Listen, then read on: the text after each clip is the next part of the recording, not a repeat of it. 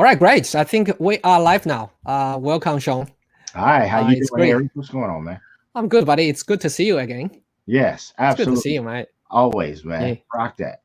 Very cool. yeah. How Can is it you? in Australia? It's getting cold. It's winter, Yeah, and yeah, I'm not used to winter weather, or in another words, just my model is not used to winter weather.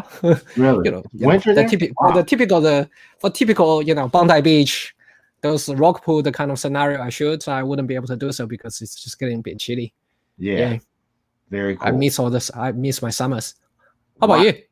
Well, it's summer here, but it's raining right now, right? So Yeah, just so odd, like on the other side of the world, how everything is impacted. That you guys are like yeah, 12, 14 hours ahead of us, um and that it's winter, right? They are in a bit chilly and it's warm here, or at least it's supposed to be. So very cool. So rock that, man. Yeah.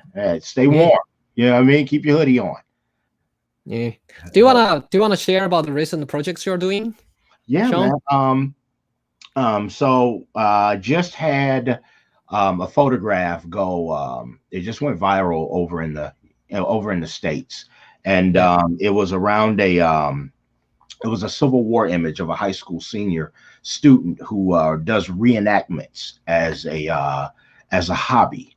And so there's a fort that was built in 1796 in Detroit called Fort Wayne, the historic Fort Wayne, and they do Civil War reenactments.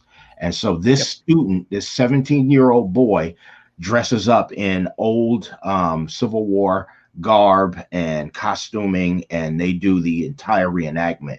Well, I did his high school senior photos. They were very, very cool. And news story, they did a local news story on us, and that went viral and it went national, right? So that's been really, really cool. And so we've just been kind of building and growing off of that, and that's going on. And I shot part of that with the AD100PRO. I love this light. Oh my God, this is an amazing light, right? Um, the other thing we got going is that I'm director of photography for TEDx Detroit, and so we're looking at that possibly coming up this year and building our photography team around that and capturing that live. And so we've innovated the way that we capture live events. We actually build a team of photographers of all skill levels, right? Those that are professional, and then giving those that are amateurs chances to actually come in and know what it's like to work a real event. And then we capture that event and we upload the photos in real time. So they're posted on social media in real time as the event is unfolding and as speakers are speaking. We story tell as we capture. It's a pretty cool thing. So we have a crew of about 20, 25 photographers, and an additional crew of about 10 members who do culling and all of that stuff. So there we go. Right. yeah, awesome. Rock that. So, Sean, basically, guys, the format here is that we're going to spend first 10 to 15 minutes for Sean to go over the image he's been doing recently, and please leave all your comments and questions below that we will answer and address all the questions during the QA session, which is after the presentation session, which is going to take about 10 to 15 minutes again. So feel free to leave all your questions, and please stay around because we do have a AD100PRO giveaway in this video when you answer the question from us. So stay around, stay tuned, and I'll leave that to you, Sean. All right. Yep. So this is when I first got the AD100PRO. I absolutely love this light because of the versatility of it. And so when we did this session, it was actually Aries. It was actually cold outside. It was winter for us where we shot these images downtown Detroit. And I did everything with the AD100PRO. And I brought along different modifiers because what I wanted to do, and this was a test, was to photograph one model, different scenarios, just by myself, right? And so I wanted to photograph this by myself. I didn't want any help. I didn't want anybody holding any modifiers to show the versatility of this light right here if you're just shooting by yourself. And so this was one of the first shots that we did, and I had I think I had a 24-inch Octa, double baffled, and we shot this. It might have been f8. It might have been a little bit overcast outside, and so we just used this as a fill. You can see the one light in her eyes, and we shot this fairly close. And the closer that subject is to the light source, the softer the light. And when shooting women, that's kind of what we wanted to achieve here. And so that's what I did. I wanted to kind of move quickly in photographing everything, just to see how fast I could go and make it happen, right? And so this is what we captured with the AD100PRO with this particular shot, 24-inch Octa, probably at around, to be honest with you, I don't know, it could have been f8. I shot this at. I like shooting at f8.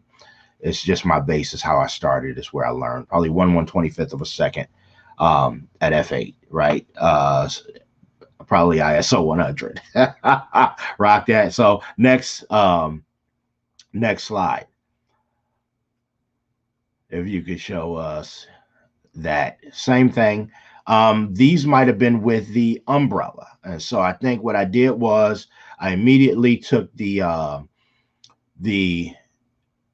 AD100PRO. I left it in the SD2 bracket. I left it in the bracket and then put an umbrella in it, and handheld. And so I have, I use the Canon 5D Mark IV, and I have the extra battery grip on it. And I know everybody's going mirrorless now. And so I need to, I need to go ahead and make the jump to mirrorless. I've been testing it out, and actually I really do love it. I'm starting to love it. But I had the 5D Mark IV, very heavy camera, right? And so I had it in my right hand, and I held the light with the umbrella through the bracket with the 100 in my left hand, and I shot these just like that, just to show versatility.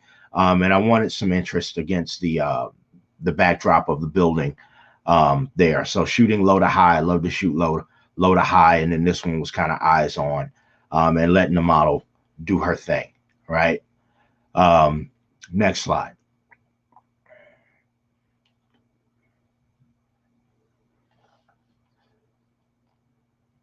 Very cool. Rock that. These are a little more moody. And so this was with a, I had a video, but we don't have the video, but this was with a 10-degree grid, right? And so immediately took the umbrella out, popped on a 10-degree grid with a reflector onto the bracket with the 100 in it. And I might have bumped up a little bit. This might be shot at f11. I'm not sure. But I wanted a very dramatic shot. We wanted to underexpose the background a little bit. It was already it was cold outside, so it was a little overcast, and we took that light and I handheld it once again, left hand up high, right, shooting down at an angle. And I wanted a very dramatic, kind of milky skin type of dramatic fashion shot, and that's what we got with that 10-degree spot grid. And then the next photo is, this actually might have been the another Octa, but without the baffles in it, right? And so there was some exhaust smoke coming out of the side of the buildings that I thought was pretty cool. And so we captured that. We shot fast because it was extremely cold. And so by the time we were done, our model, snot was coming out our nose, and I don't know if she was too happy with me, Aries, but we got it done, man. So that was these. And then we move into the next series of shots, which is young man. Or this one's a football player. And so I love this shot. Once again, using the AD100PRO. This was very cool because it was already very, I like dramatic shots, Aries. It was already very overcast, right?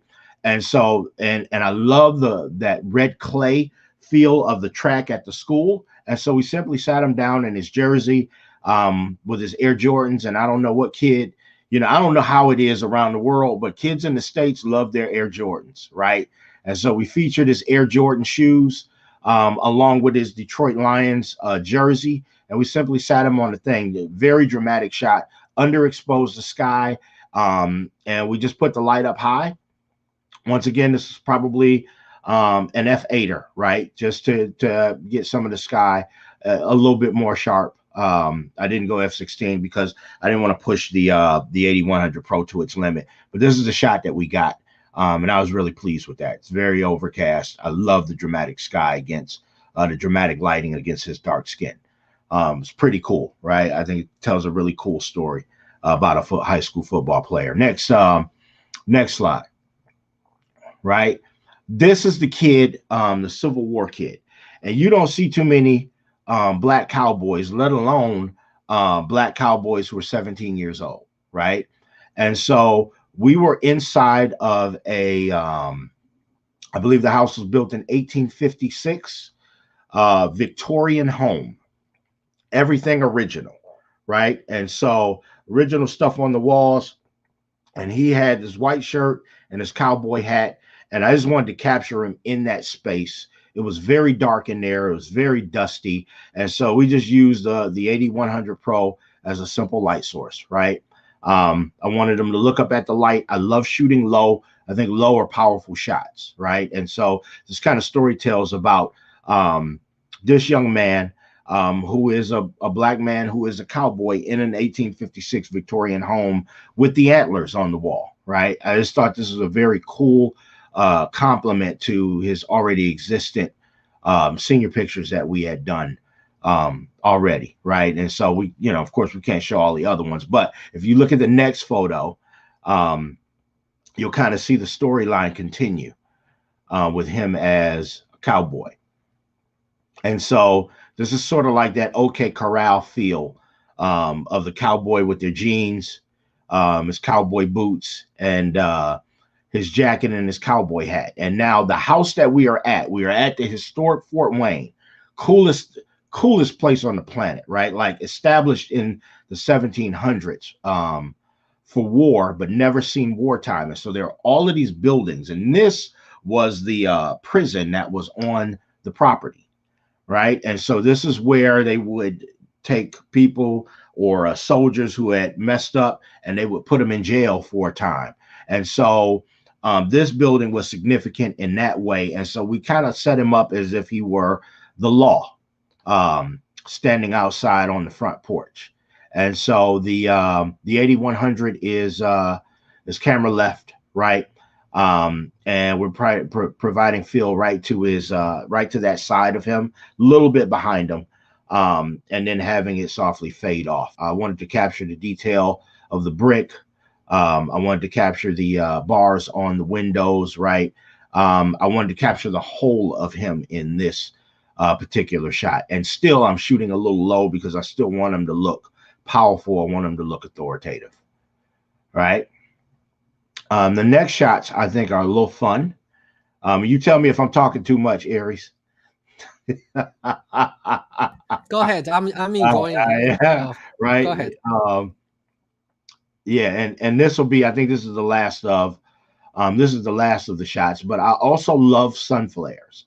I just think that they're fun. They add some interest to a photograph, and I had just been playing with these. So this young girl had on Air Jordans again, and we were reaching the end of her session, and we had her jump, and there was a sun flare right over that rail. And so it was just perfect to be able to capture that sun flare and expose for her while just slightly underexposing the background, right? Just slightly. And once again, it was very cold that day, which is why in the second photo, her hands are in her pocket.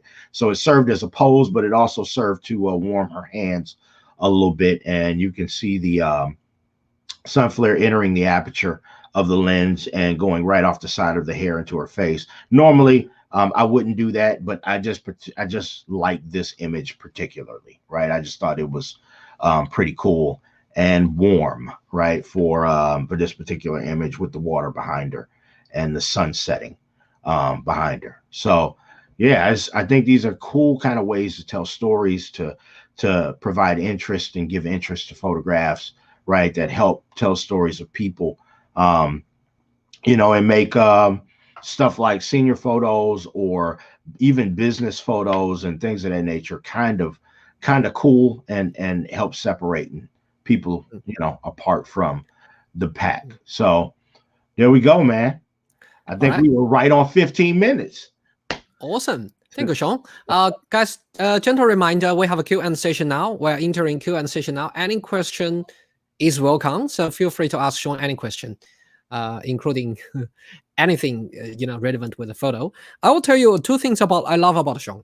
Number one, I love the idea about you by yourself with the lights, because every so often, we always looking for excuse to going out of our comfortable zone. We're like, I don't have a lighting assistant, man.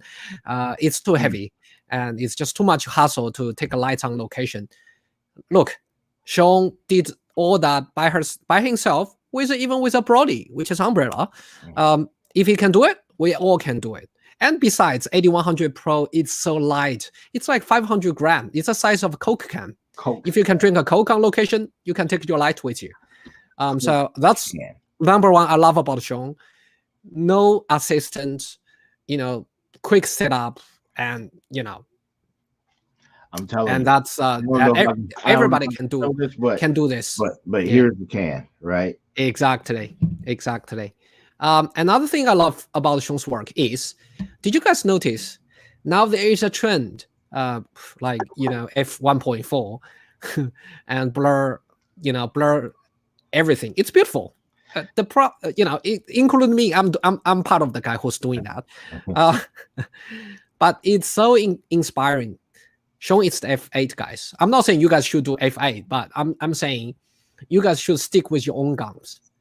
Does it make sense? We all, as individual creative, we all inspired by each other. That is fine.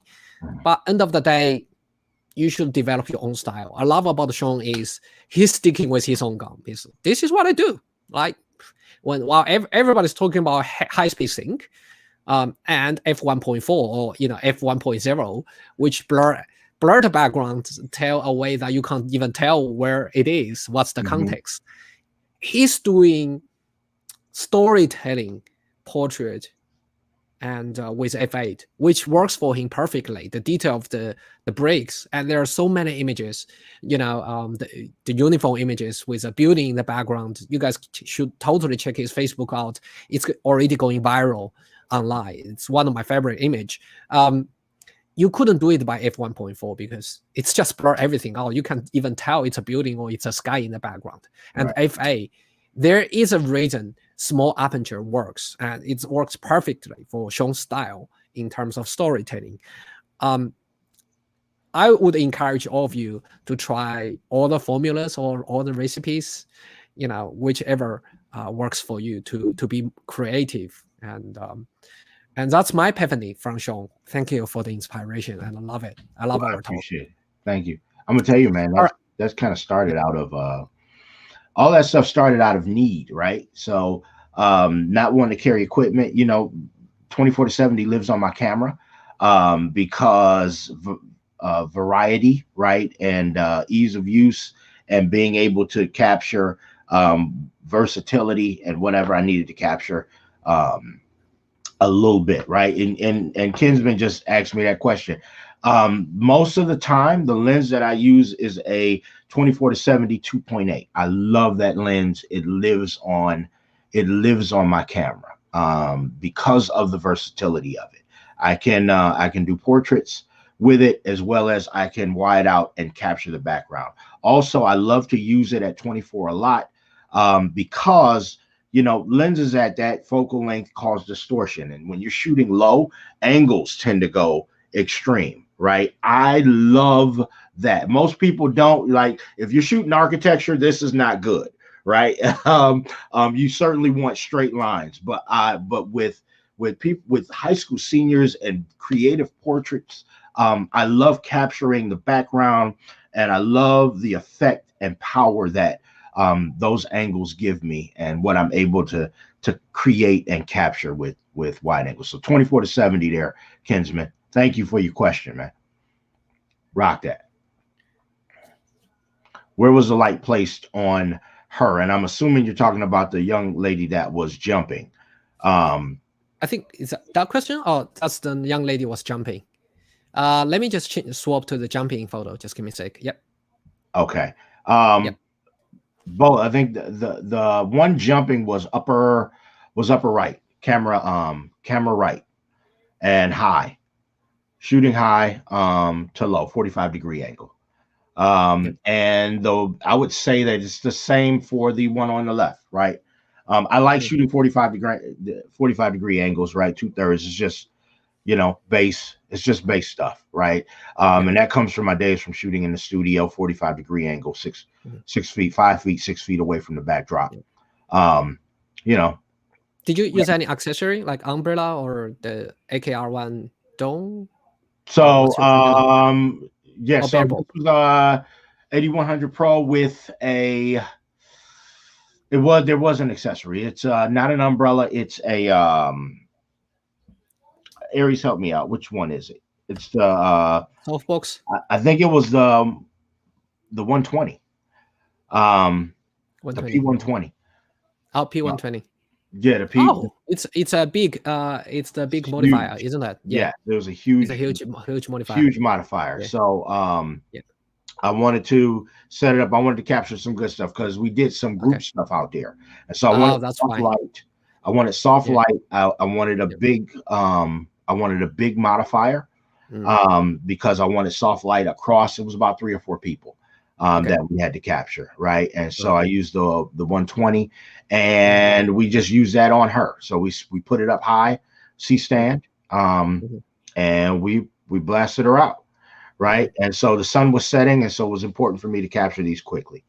Right. Sam, a quick follow-up.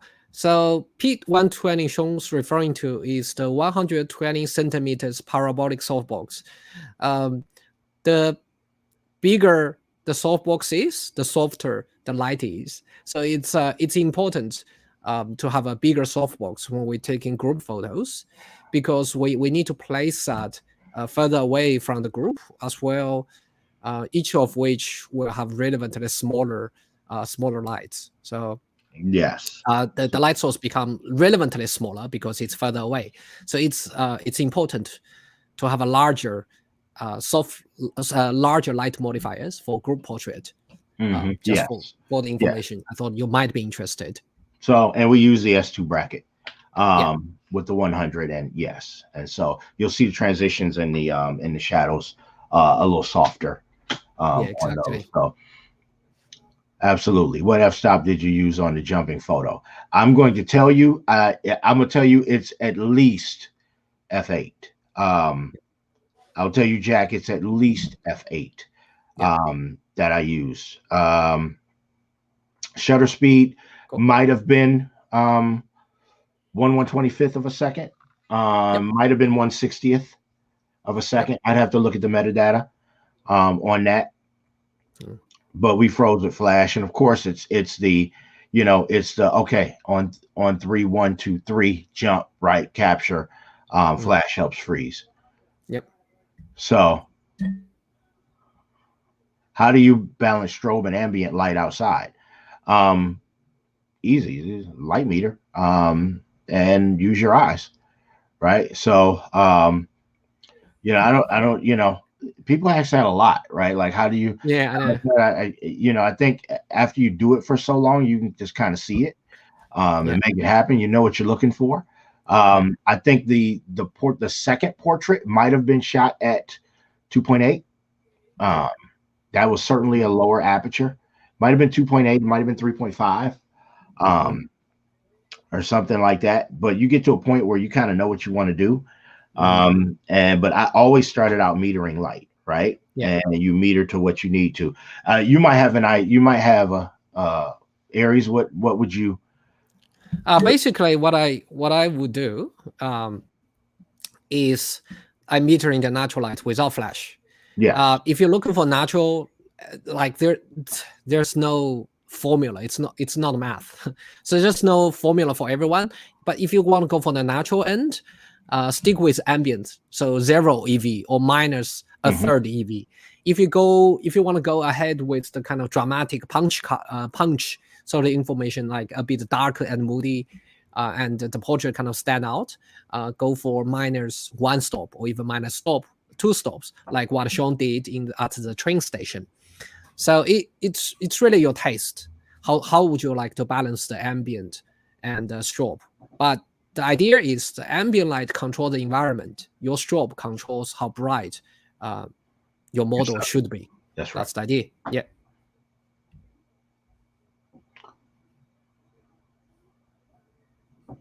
What were the modifiers of the last of this? Yeah, it's the same. So it's P120. I think that question has already been addressed. Yeah.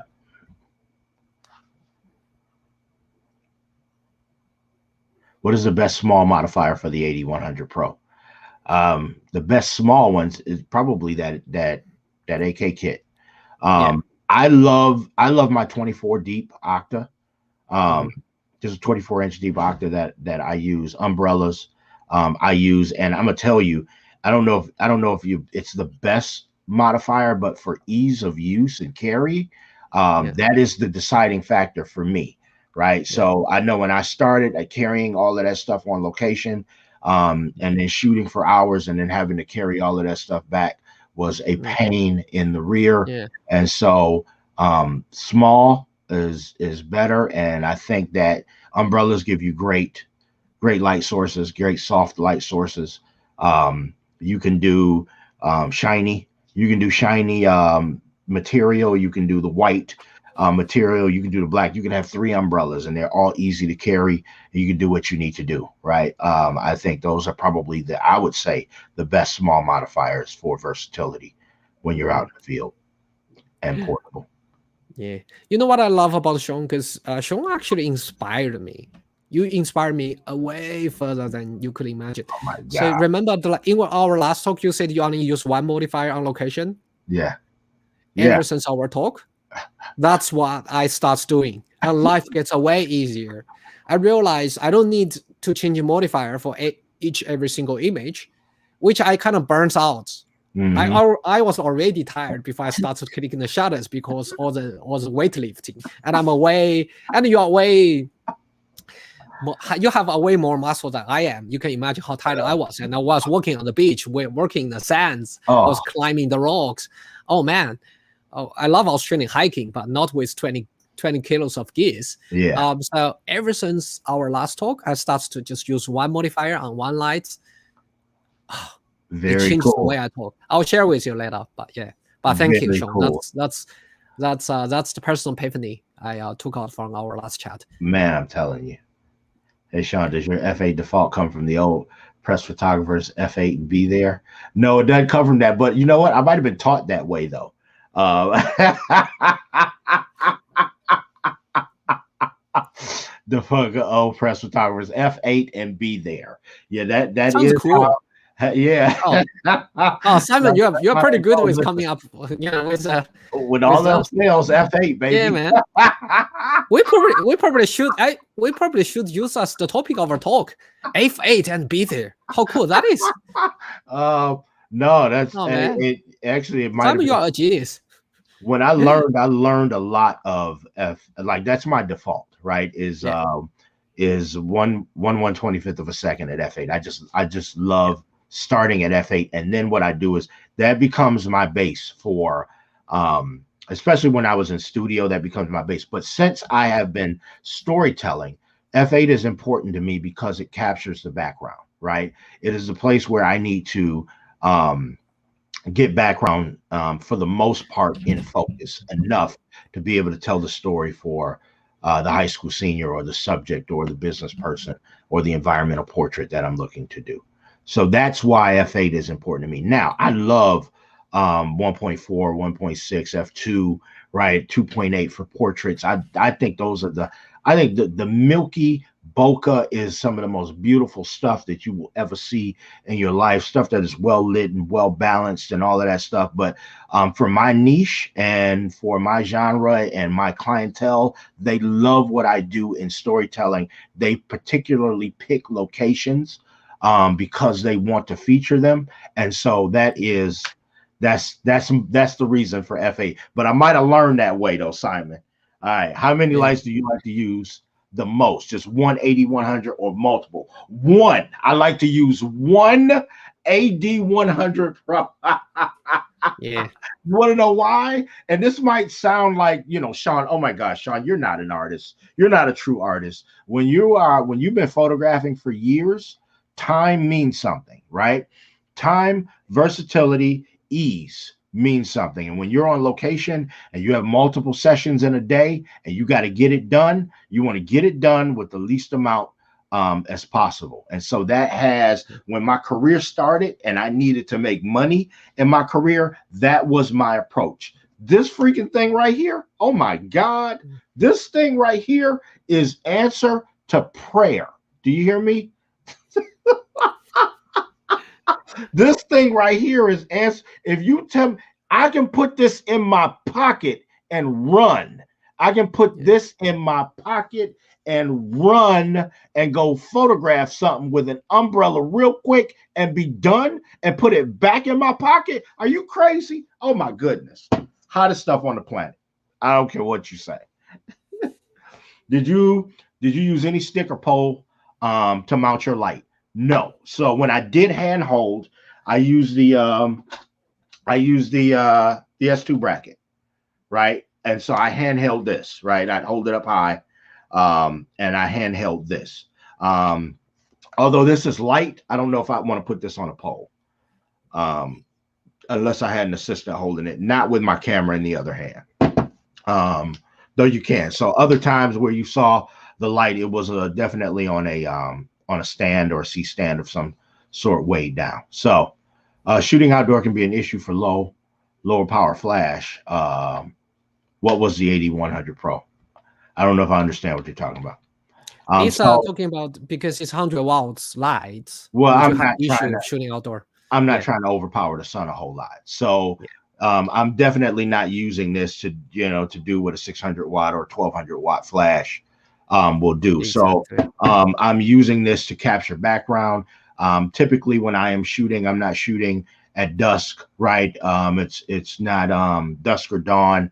It's not early in the morning. It's very strategic shooting. I'm shooting on overcast days. So if I want drama and it's an overcast day, then great, right? Because I can still have the feel and the look of overpowering the sun while getting that dramatic shot, right? And still get done what I need to get done. And if I move the modifier close enough to my subject, then I can typically get done what I need to get done. Now, if I can't, I'm not trying to do what a 1200 watt light will do with an AD100PRO, right? Exactly. So I strategize my sessions that way. Yeah. Thank you, Michael. So Michael, if you want to balance the ambient lights, AD100PRO is perfect, and you can do whatever Sean does. And I think the Sean doesn't do high-speed sync. That kind of saves the battery power and the battery output as well, by avoiding high-speed sync. Be mindful that high-speed sync will drain your battery power as well and your output a bit. And if you need to, combat the sun again, probably go for AD600 or AD1200, like Sean said. It will be a great idea. Shooting outdoors. Oh, this is Michael again. Oh yeah. That's the same question, I think. Yeah. Have you used AD300PRO? Do you think the AD100PRO is sufficient power shooting daylight with modifier? I have used the AD300PRO, and the AD300PRO is awesome. The AD300PRO is awesome. I just think that the 100PRO is more convenient, right? And so with what I'm doing, it's smaller and even lighter than the 300PRO. I think 300PRO gives you good power. I think that's a good all-around light. Actually, to be honest with you, I think the range of lights that Godox has come out with makes it extremely difficult to choose one over the other. Right? You got the 100, the 200, and you have the 200 with the round head. You have the 300, the 400, and then the 600PRO, right? And then you jump into the 1200PRO. You have a great range of lights. It's very difficult. I would say if you were getting a first-time light, it's tough. It's tough. Yeah. I don't know. What do you think? I would say if you're meaning to run and gun kind of shoots, you just use AKR1, like small modifiers, like AKR1. Go for AD100PRO. It's no brainer. If you mainly shoot with larger modifiers such as umbrella or softbox, and lots of time you are having a California or Hawaiian kind of weather. You're going on the beach and you try to balance the ambient. Go for 8300. So it's all personal, and it depends on the way you shoot. If you're wedding photographer, lots of time you don't have time for softbox. I would say 8100 Pro. If you're portrait photographer like Sean, and you shoot this kind of environment portrait, you can go for 8100 Pro or 8300 Pro. And if you like me, I shoot lots of editorial fashion in Rockpool or Bandai Beach, that kind of vibe. I would probably go more with 8300 Pro. So it's the way you shoot, Mike. It's the way you shoot. Now, if you're looking to hand hold, right, and you're going to be shooting for a long time and it's just you, then certainly the 8100 Pro, right? So it's 8100. It's half power than the 8200. I'm going to say that's an effective yes. Yeah. So 100 watts of power versus 200 watt-seconds of power. So yeah, absolutely. On paper, yes, it's watts. It's watts, right? It's mathematics. Two divided by two is equal to 1. Yeah. In real life, personally, I find 100 Pro is a bit more powerful than half of 8200 Pro. The reason is with 200 Pro, I personally just adapt a round head on it. It will, and 100 Pro comparing with it, the power is very close. If you're juggling between 200 Pro with round head or 100 Pro, I would go for 100 Pro. It's especially given the size. The size of 100 Pro is very similar to a Coke can. It's much easier to pack in your camera bag because it looks like a lens. It's like it's like 50 standard sort of 50 GM kind of Sony lens, the size of Sony lens. So it's way easier to pack in your backpack. That's my personal take out of it. Yeah.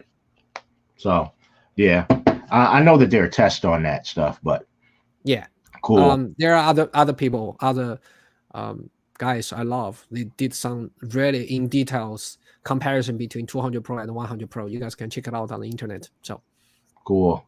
Yes, I understand. Less equipment because, gosh, yes. Do you do a lot of street photography? Yeah, I mean, I do a lot of outdoor photography, and that includes street photography, but it's portrait, right? So it is portrait and street photography, and I still use the AD100 Pro, right?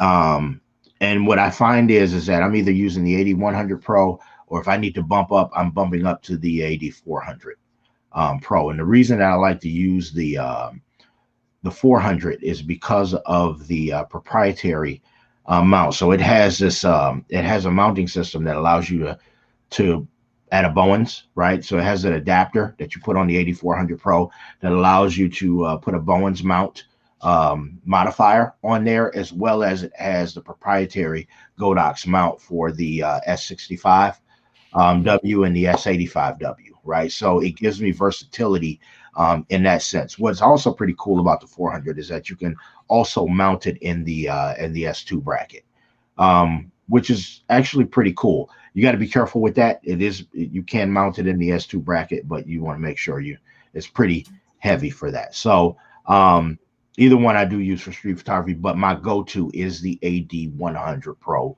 strictly because of the versatility, and I build my sessions around that light. Yeah. Be mindful, Sean is a lonely wolf, so that's part of the reason as well. Yeah. That Sean, you were lucky you didn't start back when it was preached that to do any kind of job that could be called pro, you had to have 5 lights. Hey, I learned from photographers who did that stuff. You know what I mean? So yeah, I think times have come along, right? I mean, I remember the days where there was no wireless, right? Or you had to have these super huge heavy battery packs to do wireless on location, or big cams and big rangefinders, all of that stuff, and wires strewn everywhere to light packs and heads and all of that stuff, right? And so if you look where we've come, I was kind of raised in that a little bit, but my stuff wasn't good back then. I was learning, right? So it's just now technology has come so far that it's just absolutely amazing. So I think Jazzy, be mindful. It depends on the context. If you are a studio guy, you have the 5 lights set up there, you never have to change it. By all means, it's the right thing to do. And also be mindful that with studio, lots of time you need to use 3 lights on 2 lights on the background and 1 light's just on the hair light. But with what Sean does, it's outdoor. He doesn't need those. It's already ambient lights going on there already. And also be mindful, Sean is a working photographer, which means his time equivalent to cash, right? He needs to shoot as many as possible. The quantity, it's a mathematical game, right? You sell by images, so you have to make sure you deliver the whole pack, the album, as the clients, the story, which we discussed today, as the clients discussed, not just one image that satisfy other photographers. He has real clients. That's the case here. That's a good point, right? So I mean, we are artists, right? And we do what we do, but we also have clients, right? And so there is a you have to decide where that line is, where you do your artistry and you invest that time into your artistry. Exactly. Where you may use 5 lights compared to how do you make your money? Because for the photographer, time is money, right? And being able to maximize your time and get stuff done like you need to get done. We're not just talking about photographing. We're also talking about uploading and post-producing and all of that stuff that needs to happen. Client interaction, all of those things. They need to have great experience, and you want to be efficient in your workflow, right? All of that stuff is a factor when you are full-time as a photographer or making money in business, because you're not just a photographer, then you're a business owner, right? And so you have to conduct business in a way. This is sort of what led to a lot of the decisions that I made in how I photograph, if that makes sense. I think, Jazzy, another day is the way you set up your business. If you're selling large prints, like 100-inch prints, which itself costs $30,000, man, and the clients expect you to use 5 lights, by all means, go ahead. That's the way you set up business. If you're like me and Sean, like I'm doing wedding albums. I'll sell by album pages. If Sean is doing, I would imagine Sean's doing similar. So it's different way of setting up business, and that will affect the way we lead for commercial kind of work. And that's the way it is, Mike. Rock that. I'm exploring a series of caricatures in abandoned places. Play Dr. Mask. What would you suggest as modifiers? Just the Godox kit adapters, umbrellas, softboxes? That depends. That depends on your style. That depends. I mean, that's like all things photographic, right? It depends. Right? That's the answer to all things photographic. So remember, light is the definition of photography, right? Photograph is to paint with light, right? Or to draw with light. It depends on how you want to draw your photograph, right? It will depend on the modifiers that you want to use. And it probably is not a great idea for me to suggest a modifier for you. What I would do if I were you is I would just get some modifiers and start testing right, your paint, if that makes sense. And seeing what it is that you want to do, because all modifiers are going to do something different, and they're going to do them different in different environments with different lighting setups. So right. Alex, if I were you, what I'll do is, number one, I'll get assistant physically as strong as Sean to carry all the camera and lighting equipment and system for you, so you can focus on being creative. And number two, and when you want to move the lights around, you have an assistant which makes your life a way easier before you become fully experienced in that field. And number two is, I would go for the cheapest light modifiers, which is AD100. I think it costs like $20 or less, and get an umbrella, because umbrella is the cheapest soft light modifiers. So you have a bit harsh light, you have a soft light, you can choose either one of those, or you can choose to mix those. And you can test your recipe on the location which you described, which best fits your taste. So I would say those two options. Get a lighting assistant, get a soft light source modifier, get a harsh light source modifier, and have fun. Have fun. That's good. That's good. Rock that. What is your favorite item from the AKR1 kit with the 8100, or the most useful? I love the dome. Yep. I don't know where my kit is. It's probably in the back. I'm not gonna go get it because we're on this live. But there's a dome that you place over the light that makes it even softer, which is pretty cool. Actually, that whole kit is pretty dope. There are gels that are right there with that kit. There are barn doors. There is a bounce card. It is all useful, right? But I love the dome that makes the light softer. I think the round head in the AD100PRO is really, really cool. I think that and I love the modeling lamp on that light. I think that dome even softens the light even more, which makes that cool. I think that that's useful for me. Rock that. Thank you. I think that's the last question we need to address. And rock that. Beautiful. People love you. Thank you, Alex. You rock. Yeah, thank you, guys.